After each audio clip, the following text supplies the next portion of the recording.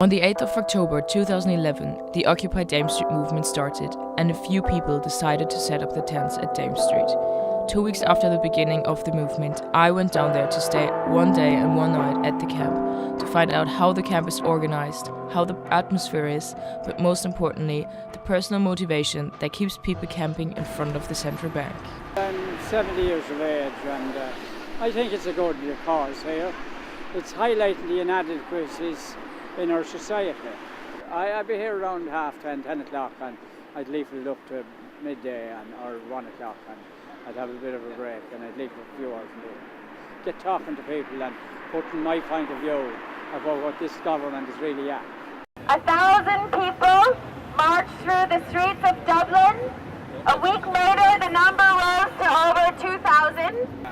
We are the 99%.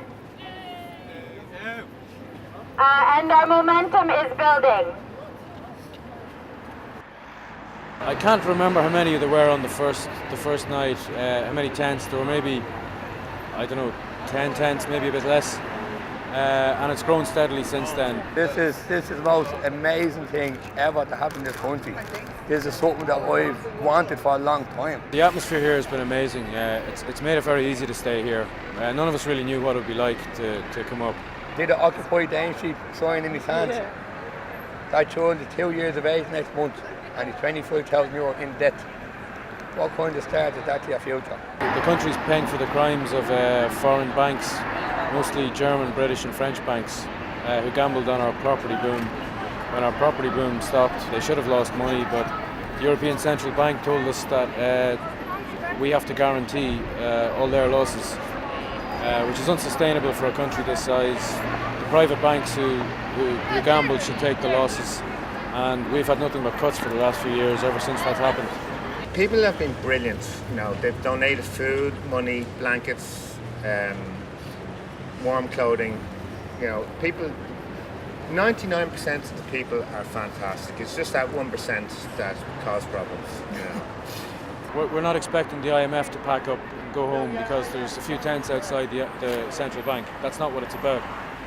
But if we can start debate around the country and raise people's awareness and just raise the general consciousness about the problems that we're in and offer potential solutions, then it's the people as a whole have to unite and force our government to act on our behalf.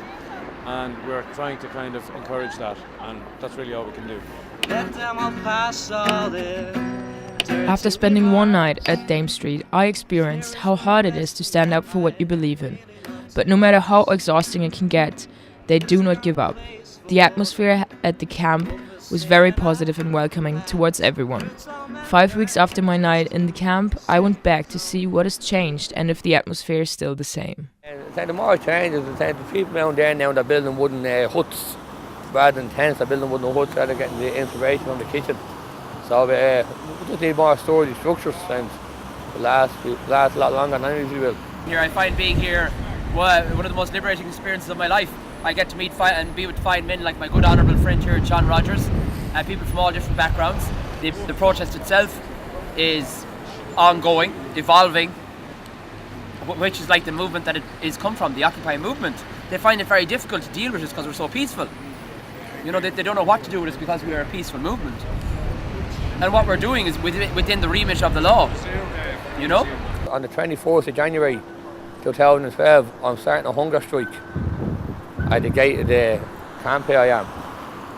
24th of January, the turn of the sovereign seal, and it's also my birthday, so I feel that's a special day to start it, and if I die, I die.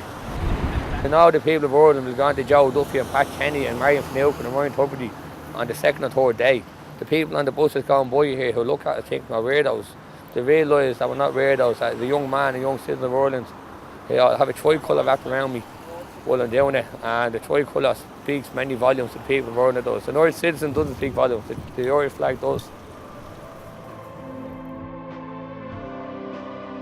After getting to know some of the dedicated protesters, it became clear to me that this is not a fight they are going to give up anytime soon.